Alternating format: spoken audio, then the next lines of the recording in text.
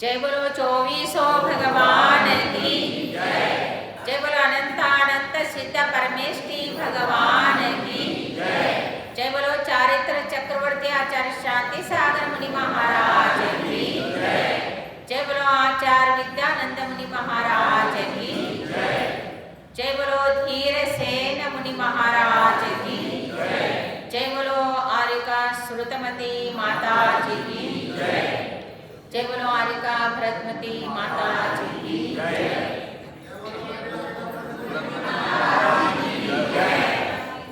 ओम सहाय जिनम पनमामि सया अमलो विरजो वरकपतरु सचकाम दुहा मम रक्षसया कुरु विजुनोहि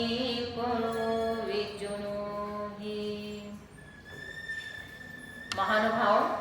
आज का जो 7वां नंबर धर्म उत्तम तप धर्म है। 10 लक्षण धर्म में उत्तम तप धर्म। उत्तम शब्द हर धर्म के साथ लगेगा, क्योंकि कषाय के अभाव से अंतरंग परिकर के अभाव में जो ये सब होता है, इसलिए उत्तम शब्द लगता है। उत्तम तप जो है कर्मों का निर्जर के लिए कारण होता है।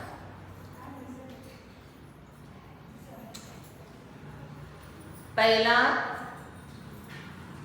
संयम, फिर तप।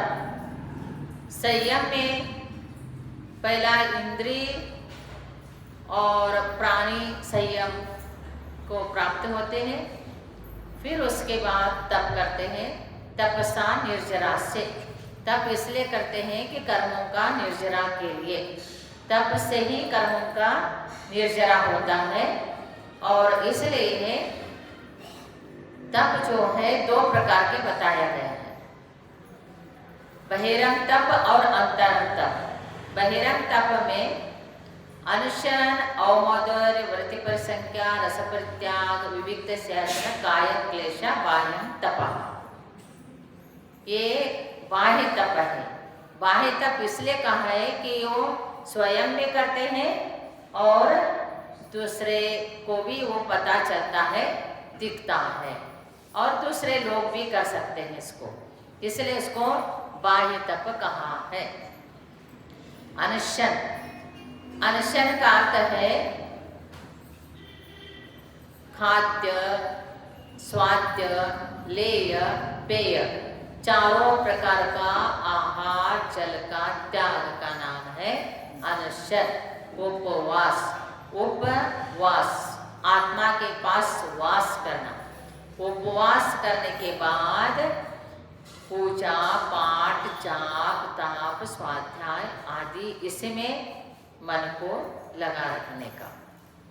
तो ये अनशन जो है पूर्ण रीति से चारों प्रकार का आहार जल का त्याग को अनशन तप कहा है। पहला चतुर्थ काल में पक्षोपवासी, मासोपवासी, फिर योग 4 महीने तक योग धारण करते थे, 4 महीने तक आहार के लिए नहीं उठते थे।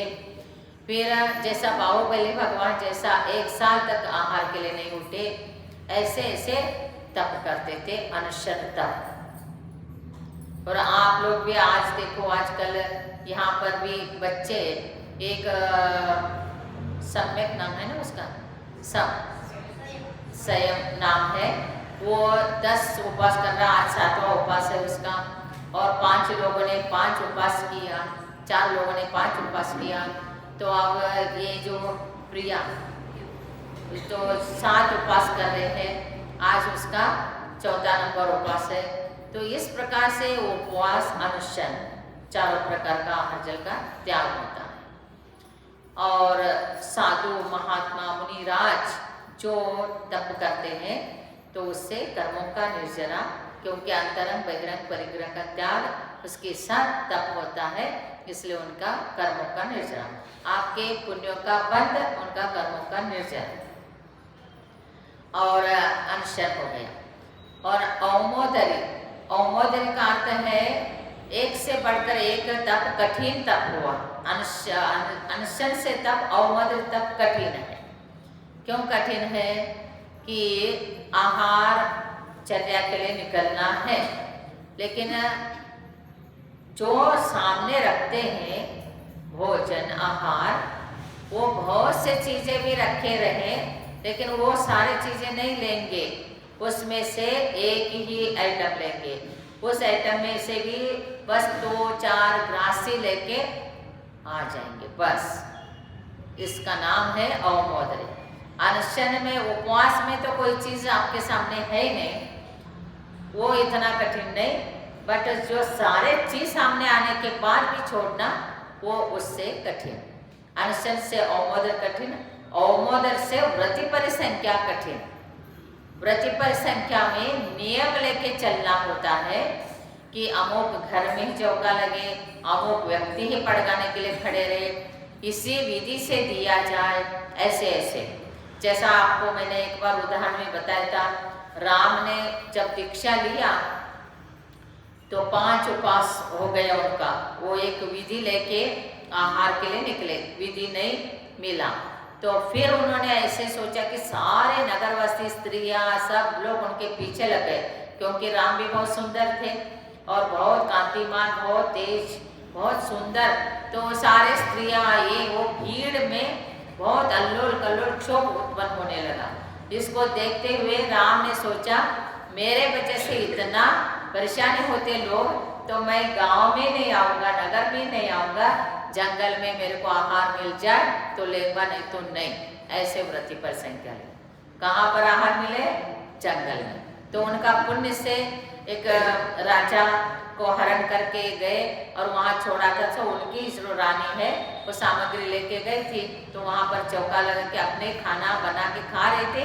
इतने में मुनिराज, राम मुनिराज आहार के लिए आए, तो वो वहाँ वो देखते हैं तो एकदम उठ के, अभी थाली बना ही रहे थे अपने लिए, उठ के पड़गाते हैं और आहार देते, तो 50 वृष्टि होता है।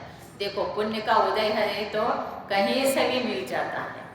और उसी प्रकार से व्रति परिसंख्या में बहुत कठिन तपस्या करने वाले पांडव लोगों में इन्होंने सारे ने पांचों दीक्षा ले लिया।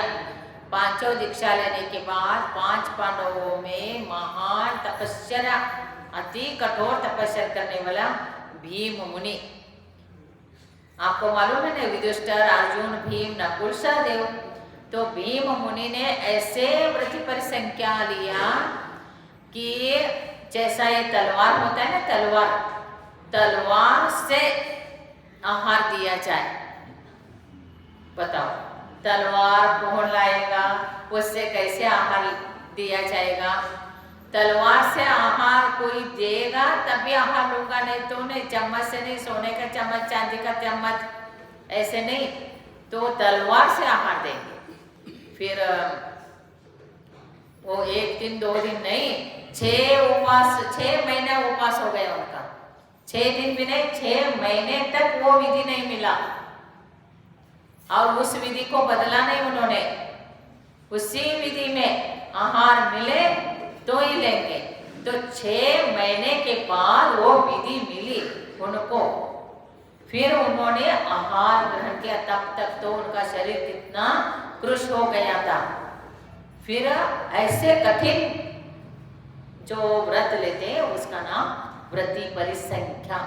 व्रति परिसंख्या भी बहुत कठिन तप होता है, क्योंकि जो विधि लेके गए वो सबको थोड़ी मालूम होता है। या तो पहला थोड़ी बोर्ड लगाया जाता है कि ये वाला विधि से आहार लेंगे, तो वो जब मिलेंगे तभी आहार लेंगे। तो वो अनशन से अवमोदर है, अवमोदर से व्रति परिसंख्या और कठिन। अनशन, अवमोदर, व्रति परिसंख्या, रस परित्याग, वो भी और कठिन। कोई 2 रस को छोड़ के आहार लेंगे, 4 रस को छोड़ के आहार लेंगे, 6 रस को छोड़ के आहार लेंगे। ऐसे रस परित्याग जो है व्रत लेते हैं, तो ये भी कठिन तपस्या है, रस परित्याग। फिर विविक्त शयासन, जो विविक्त शयासन होता है, कठोर जमीन, कंकरी जमीन, पत्थरी जमीन, कांटा है, ऐसे प्लेन भी नहीं है जगह, उसमें थोड़ा एक करवट कुछ टाइम के लिए सोने को विविक्त शयासन कहते हैं। फिर काय क्लेश तप, काय क्लेश शरीर, काय में शरीर, शरीर को कष्ट देना, वो बुद्धिपूर्वक कष्ट देके परिणाम को बिगाड़ने के लिए नहीं, शरीर से ममत्व को छोड़ देना कायोत्सर्ग। वो कैसे कायोत्सर्ग तब करते हैं, कहाँ कहाँ पर रहते, गिम्मे गिरसे रत्ता वरिसायाले रुक्ख मूल रहनेशु शिशिरे बाहिरे सैराते वंदु साधु वंदुमो नित्यम। ग्रीष्म ऋतु में पर्वत के ऊपर सूर्य कितना पास में होगा, यहाँ नीचे होता है तो कितना तप जाते, और तपाया हुआ सूर्य पे वहां पर्वत के ऊपर गिम्मे गिरिशे रत्था, वहां पर तप करना। वरिसायाल रुखमूलेशो, वर्षा युग में पेड़ के नीचे और पेड़ के पानी, बारिश के पानी, डबल पानी में वहां पर खड़े होकर तपस्या करना। फिर शिशिरे बाहर साउ, शिशिर ऋतु में सर्दियों में नदी के किनारे, सरोवर के किनारे ठंडी हवा आती है, गर्मी में भी जाते हैं ना आप लोग तो ठंडी ठंडी मिलता है, तो वो ठंडी के दिन में ठंडी ज्यादा, जहाँ पर एक्सट्रीम सब चीजें होगा वहां तप करते हैं, तो वो कायोत्सर्ग तप है, कठिन तप करते हैं। इस प्रकार से बाह्य तप जो है 6 प्रकार के होते हैं, और आंतरंग तप कितने हैं, 6 है। प्रायश्चित, विनय, वैयाव्रत, स्वाध्याय, उत्सर्ग, ध्यान। फिर प्रायश्चित 9 प्रकार के प्रायश्चित होता है। प्रायश्चित इसलिए लिया जाता है, जो भी दोष हुआ है तो उस दोष को दूर करने के लिए। प्रायश्चित नाम का एक ग्रंथ है, प्रायश्चित चेनिका, प्रायश्चित चूलिका ऐसे कहते हैं, तो वो हर कोई नहीं पढ़ सकता, सिर्फ अधिकार आचार्य को होता है या तो गणनी को ही होता है, और कोई वो ग्रंथ को हाथ में लेना भी नहीं, पढ़ना भी नहीं। उस प्रायश्चित ग्रंथ में जो जिस प्रकार शिष्य दोष करेगा उस प्रकार से उसको देखकर पढ़ के उनको प्रायश्चित दिया जाता है, और ऐसे ऐसे भी प्रायश्चित दिया जाता है। संघ से बाहर भी किया जाता है, संघ से दूसरे जगह भी भेजा जाता है, कितना दिनों तक का उनका दीक्षा छेदन किया जाता, अनेक प्रकार के प्रायश्चित होते हैं। और कुछ त्याग किया कराया जाता है, तो जो जिस प्रकार का दोष होगा उसी प्रकार से प्रायश्चित किया जाता है। प्रायश्चित के बाद क्या बताया, प्रायश्चित के बाद विनय आता है। विनय 5 प्रकार के विनय हैं, दर्शन विनय, ज्ञान विनय, चारित्र विनय, तप विनय और उपचार विनय, ऐसे विनय होता है।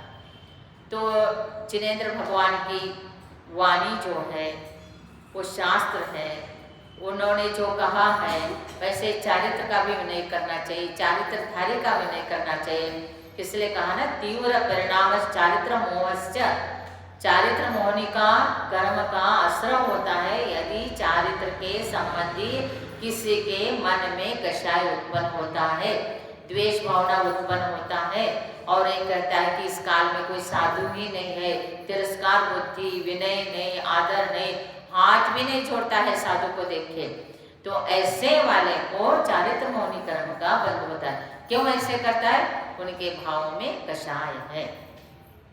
जो चारित्र के प्रति, चारित्रधारी के प्रति जो कषाय करेगा उसको चारित्र मोहनी कर्म का बंध होता है।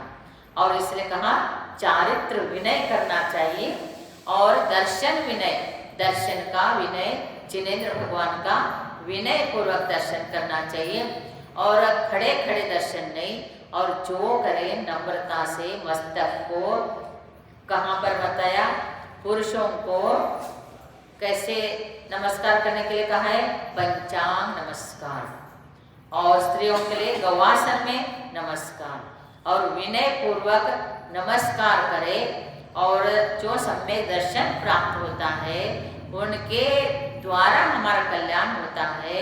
ऐसे देव गुरु शास्त्र का विनय नहीं करेंगे तो और आश्रय हो जाता है। इसलिए यही कारण है, यही हमारे लिए तरण तारण है। ऐसे जिनेंद्र भगवान की भक्ति, गुरु की भक्ति, शास्त्र की भक्ति, जो ये सब विनय पूर्वक होना चाहिए। क्योंकि तरण तारण में संसार में आप देखिए पंचम काल है।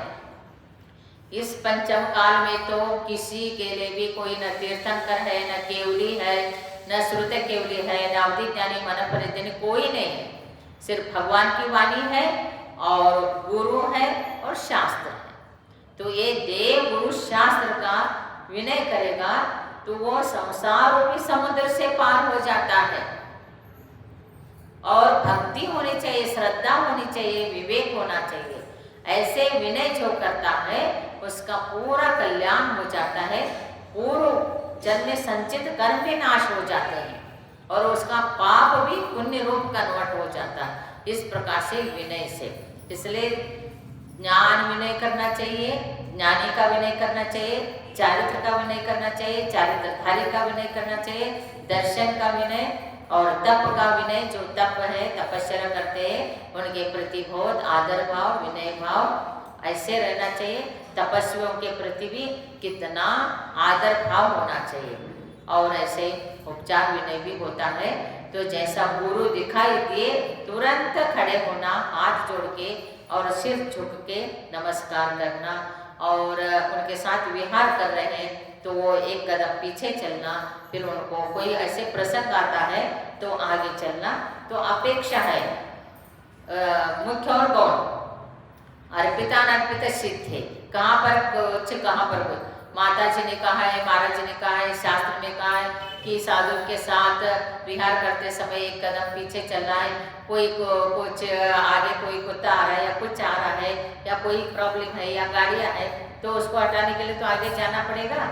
तो ये सारे चीज को समझ के कब क्या करना, कब क्या करना, इसको समझ के सब विनय पूर्वक विहार आदि करना और उनके आहार आदि कराना, विहार करना, उनके साथ में रहना, स्वाध्याय करना, ज्ञान उपासना करना, ये सब विनय होता है।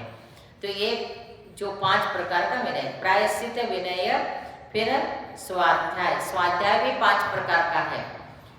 वाचना, पृच्छना, आमनाय, धर्मोपदेश नाम। तो वाचना नाम का स्वाध्याय, पृच्छना नाम का स्वाध्याय और आमनाय नाम का स्वाध्याय, ये क्या है? वाचना मीन्स ग्रंथ को जिनेंद्र भगवान के द्वारा जो उपदिष्ट अर्थात उनकी दिव्य ध्वनि 4 अनुयोग में जो लिपिबद्ध है, प्रामाणिक ग्रंथ है, प्रामाणिक जगह में छपा हुआ है और आचारकृत है, गाथा सहित है। ऐसे ग्रंथों को जो सुबह 9 गाथा, दोपहर में 7 गाथा, शाम को 5 गाथा अध्ययन किए तो स्वाध्याय है, ये स्वाध्याय नाम। और वाचना के पृच्छना भी होता है, जो स्वाध्याय किया है, शंका है, पूछ रहे, वो भी स्वाध्याय है। वाचना, पृच्छना, अनुप्रेक्षा, अनुप्रेक्षा का अर्थ क्या है? पुनः पुनः चिंतन करना। जो गाथा याद किया, जो तत्व पढ़ा है, बार बार, जो सांसारिक बातें तो बार बार याद आती है, इसलिए वो याद रहता है। और भगवान की वाणी पढ़े हैं तो याद नहीं, सुने हैं तो याद नहीं, है ना? वो क्यों नहीं याद रहता है? गेट के बाहर जाते चला जाता है, वो सब क्यों चला जाता है? वो यहाँ सुना, यहाँ पढ़ा, यहीं छोड़ा और दिमाग में क्या लाया? संसार को ले आ गए, ये बातें, वो बातें, ये करना है, वो करना, फिर वो तो छुप गया और फिर दूसरे बातें हो गए। और संसार के बातें ऐसे नहीं होता है, संसार के भी बातें हैं, वो भी ज्ञान का विषय है। देखो कहाँ पर लॉकर में कितना सोना है ये मालूम है, चांदी कितना है मालूम है, कौन से डब्बा में क्या है ये मालूम है, कितना साड़ी है मालूम है, कहाँ पर क्या है मालूम है, ये सब मालूम है, ये भी ज्ञान का विषय ही है। लेकिन वो कैसे याद रहता है? कितने सारे चीज है यहाँ पर, 7 तत्व याद नहीं रहता है, वो 700 चीज याद रहता है। बताइए, 700 चीज संसार के याद रहेंगे और 7 तत्व याद नहीं रहेंगे, तो क्यों नहीं रहते हैं? अवग्रह या अवधारणा ये नहीं होता है। अवग्रह में कोई चीज है, क्या है, फिर यहाँ क्या है जानने की जिज्ञासा, और आवाय कहते अमुक चीज है, तत्व है, तत्व कैसे है, तत्व क्या है, ये जान लिया, लेकिन जाना और छोड़ा, धारणा ही नहीं किया। जैसा कंप्यूटर है, कंप्यूटर में डाला और लिया, लेकिन सेव नहीं किया तुम्हारे मोबाइल में तो रिटर्न नंबर नहीं आएगा। कंप्यूटर में मेमोरी में नहीं डालोगे तो रिटर्न कुछ नहीं मिलेगा। तो वैसा ही अपने मेमोरी में भी डालना है तो धारणा कालांतर में नहीं मिट जाता है। वैसे कोई करेगा नहीं, पढ़ लिया हो गया, समझ लिया हो गया, जान लिया हो गया, उसको रिवीजन करके बार बार चिंतन मनन करके उसको सेट करना होगा माइंड में, उसको मेमोरी में डालना होगा, फिर कालांतर में कभी नहीं मिटेगा। और क्षौभशम भी उसी से होता है।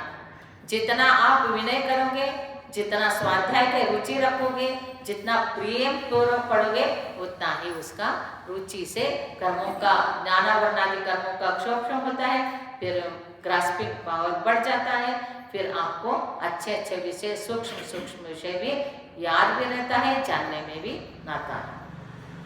ये स्वाध्याय धर्मोपदेश देना ये भी स्वाध्याय है। आगम का ग्रंथों को गाथाओं को पाठ करना भी स्वाध्याय है। ये सब 5 प्रकार के स्वाध्याय हो गए। फिर उत्सर्ग, जैसा भी कहा, शरीर के प्रति ममत्व छोड़ना, बड़े बड़े उपसर्ग भी हो जाता है तो भी मोह नहीं करना। जैसा पांडव ने दीक्षा लिया, तपस्या करने लगे, शत्रुंजय पर्वत पर जब तपस्या करने लगे तब दुर्योधन का रिलेशन वाला मीन्स उनके जो दुर्योधन उनको मामा हो जाता, तो तुम लोग क्या बोलते, बहन के बेटा को भांजा, वो उन्होंने देख लिया पांडवों को। पांडवों को जैसा ही देखा क्रोध उत्पन्न हो गया उसको, इन्होंने ही हमारे सारे मामाओं को ये किया है, तो सब दुर्गति में गए, हार गए, ऐसे ऐसे। फिर उतने गुस्सा में सारे लोहा का आभूषण बना के तपा के, लाल लाल अग्नि जैसा तपा के, सब मुकुट जैसा बनाया, सिर में डाला, बाजूबंद बनाया, कटिबंध बनाया, क्या क्या बनाया, सारे आभूषण जितने होता है सब लोहे का बनाया, तपाया, उनको पहनाया। और तो धर्मराज मीन्स युधिष्ठिर, अर्जुन और भीम, ये तीनों ध्यान मग्न थे, लेकिन इनका ध्यान क्षपक श्रेणी आरूढ़ थे, कर्मों का नाश करते करते जा रहे थे, और उसमें इनका उपसर्ग शुरू हो गया। और नकुल और सहदेव वो भी ध्यान मग्न थे, लेकिन वो उपशम श्रेणी आरूढ़ थे, इसलिए उनके मन में एक आकुलता हो गया, मैं ये हमारे भैया को या गुरु बड़े हैं तो इनको कितना तकलीफ होता होगा। उनके लिए सोचा, अपने लिए नहीं, अपने लिए सोचे तो और नीचे आ जाते, उनके लिए सोचा था, इसलिए वो सर्वर सिद्धि गए, मोक्ष नहीं गए। और ये तीनों ने किसी के लिए सोचा नहीं, ऑब्जर्व हो रहा है इसको भी नहीं देखा, शरीर से ममत्व छोड़ के आत्मा के ध्यान में तन्मय थे, तो इसलिए ममत्व रहित हो गए। और फिर जैसा ध्यान आएगा, ध्यान में आत्मा का ध्यान, तो ध्यान में तो 4 प्रकार का ध्यान है। आर्त ध्यान, रौद्र ध्यान तो हर कोई करता ही है, सभी लोग करते हैं, लेकिन वो नहीं करना है, धर्म ध्यान और शुक्ल ध्यान। तो वो शुक्ल ध्यान में थे, 2 शुक्ल ध्यान के द्वारा उनको केवल ज्ञान हो गया और मोक्ष भी हो गया, और ये सर्वार्थ सिद्धि गए। इसलिए महानुभाव, ये अंतरंग तप अपने आप किया जाता है, अपने आप को मालूम होता है, इसलिए इनको अंतरंग तप कहा, वो दूसरे को मालूम होता है, इसलिए उसको बहिरंग तप कहा है। और ऐसे तपश्चर्या जो करते हैं, कठिन तपश्चर्या के द्वारा महान महान कर्मों का निर्जन होता है। जितने भी साधु हुए, देखो कितने कितने उपसर्ग हुआ है, वो सारे उपसर्ग चाणक्य 500 मुनि जब नदी के किनारे तपस्या कर रहे थे तो बाढ़ आ गए तो उनको बह के ले गए, कितना कठिन था। और गज कुमार मुनि को उपसर्ग कर दिया, वो उनके माता के ही जीव ने शेर बन के उनको उपसर्ग कर दिया था, और उनको केवल ज्ञान हो गया। सुकुमार मुनि को कितना सुकुमार, और उनके जो भाभी का जीव उसने क्या बना, सियाल, और उनके 2 बच्चे बन के उनके पैर खाए, पेट खाए, फिर वो सर्वार्थ सिद्धि गए। कितना कितना उपसर्ग सहन किया है, ऐसे महान एक सरसों भी चुभता था सुकमाल मुनि को। और जब सुकमाल मुनि उनके माता पिता चिन्नदत्त और चिन्नदत्ता उनको बेटा नहीं हुआ था तो मुनिराज से पूछा मेरे को कोई संतान होगा कि नहीं। तब उन्होंने बोला संतान होगा, लेकिन वो जैसा ही संतान होगा वैसे उनका मुख को देख के उसका पिता दीक्षा ले लेंगे और जो बेटा है पुत्र होगा वो भी कोई मुनि का आवाज सुन के ही वो दीक्षा लेगा। फिर वो इतना श्रीमंत थी, वो राजा भी उनके सामने कुछ भी नहीं था, क्योंकि वो जैसा रत्न कंबल वाला एक व्यापारी राजा के महल में गया बेचने के लिए, राजा के पास उतना पैसा ही नहीं था कि वो रत्न कंबल को खरीदे। और वो व्यापारी जाता है जिनदत्ता के यहाँ, वहाँ पर जाता है तो वो जो सुकमाल मुनि बनते उनके माँ के पास, तो उन्होंने खरीद लिया। और फिर जब खरीदने के बाद ये सुकमाल मुनि पैदा हो गए, बड़े हो गए और उनको 32 रानियों के साथ शादी भी कर दिया और 32 चांदी का महल बनाया और सुकमाल को रहने के लिए सोने का महल बनाया। और जब खाना खिलाती थी उनको तो वो क्या खिलाती थी मालूम है? जब वो जो राजा ने नहीं खरीदा तो इन्होंने खरीदा तो उनको लगा कि मेरे बेटा सोने का महल में रहता है तो रत्न का ही कंबल ओढ़ के सो जाए। वो देखते ही वो उसने बोला मैं नहीं ये ओढ़ सकता हूँ क्योंकि कठोर है, मेरे को कठिन होगा, कष्ट होगा। फिर उसने नहीं, उसका सारे उन्होंने क्या बनाया पादत्राण मीन्स चप्पल बनाया किसका कंबल से सारे 32 रानियों को। फिर एक रानी सुदामा उसका नाम, उसके 32 रानी में एक रानी सुदामा, वो पहन के छत पे ऐसे खड़ी थी। फिर छोड़ के देखो आप लोग आजकल बहुत लोगों ने सॉक्स पहन के मंदिर में आते हैं और चप्पल पहन के किचन में जाते हैं, बोलते कि प्लास्टिक का है, नया है, ये उनका प्रतिमा सुनो डायमंड रत्न कंबल रत्न से बना हुआ उसको पहन के नहीं अंदर गई थी, छत पे छोड़ी थी। और एक गिद्ध ने लाल है क्या है समझ के उसको गलत दिखाई दिया, वो लेके गया, उसके मुंह से गिरा राजा के महल के सामने। और एक ने उनको दिखाया राजा को, राजन ये तो हीरा से रत्न से बना हुआ है ये चप्पल। फिर राजा ने बोला रत्न से बना हुआ चप्पल कौन ऐसे रत्न का चप्पल बना सकता है? फिर वो इंक्वायरी किया, पता चला कि ऐसे ऐसे जो है जिनदत्त सेठ है उनकी रानी है और वो जो है इसको खरीदा और ऐसे बनाए, सब बातें उनको पता चल गया। फिर राजा बोलता है कि ऐसे कौन है इतना मेरे से भी बढ़कर श्रीमंत और मैं देखता हूँ कौन है क्या है। फिर उसको पता चला कि आ रहा है राजा। जैसे राजा आ रहा है पता चलते ही उन्होंने क्या कर दिया, राजा के लिए स्वागत के लिए सब व्यवस्था कर दिया। और फिर राजा आने के बाद उनका सब स्वागत के साथ मंत्र पढ़ के पीला सरसों के ऊपर डाला, तो अपने बेटा को भी बुलाया था। फिर वो जैसा ही आसन पे राजा बैठा तो सरसों डाला, फिर बेटा भी बैठा वहाँ पर। फिर उसके बाद राजा का आरती उतारते हैं। फिर ये सब हो गया और राजा को कहने लगी कि वो जो माता आप भोजन करके जाएंगे। फिर राजा ने बोला चलो कह रहे हैं तो भोजन करके जाओ।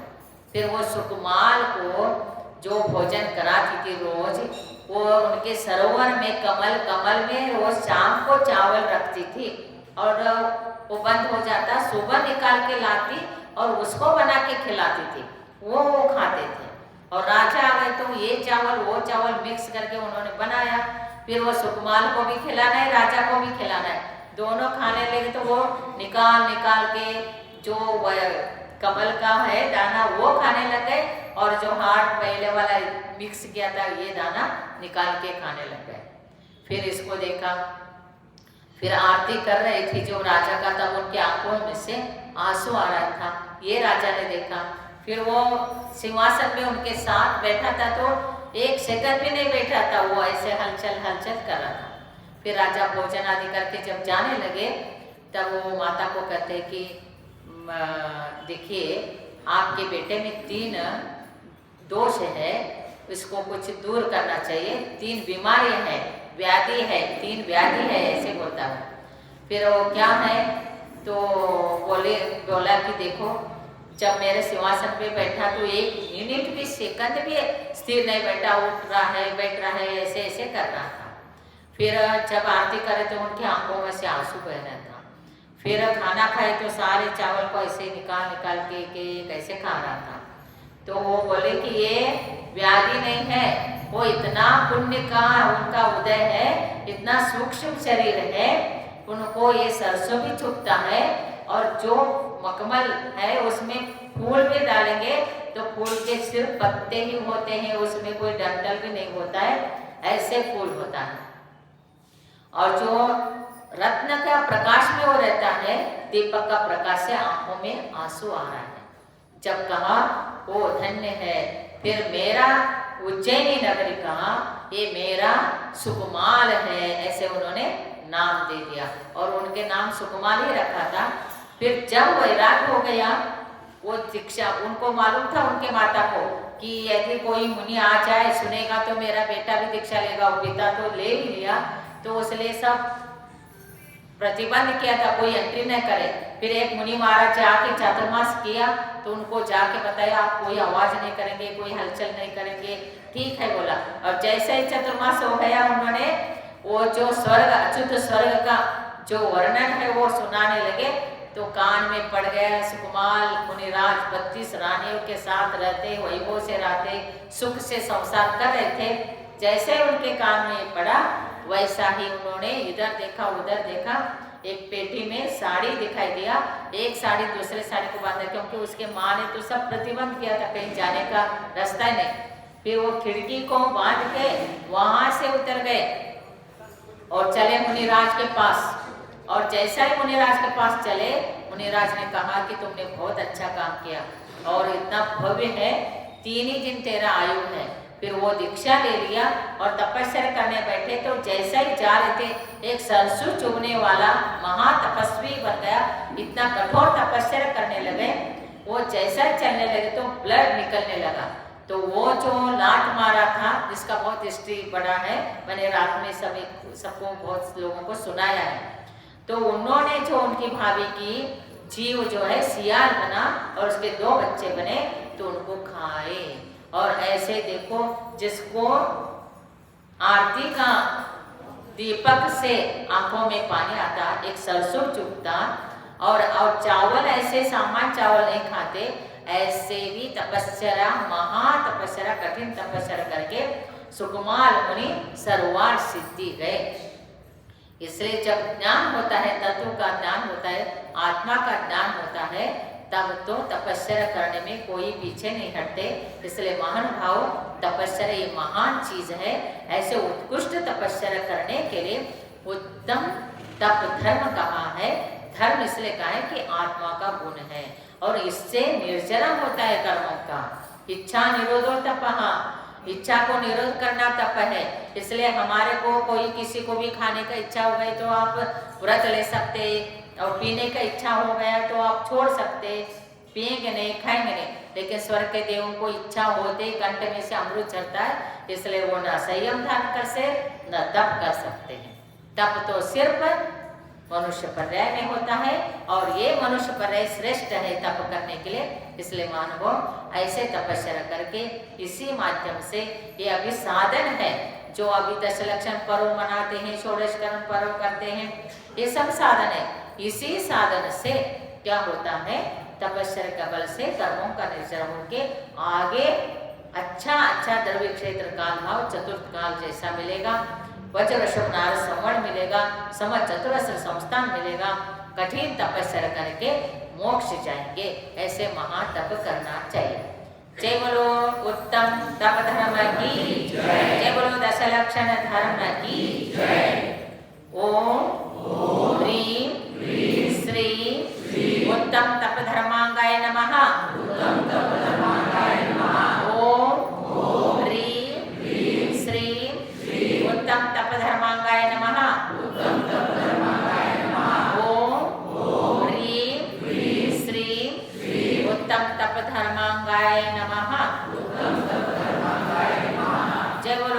बोले भगवान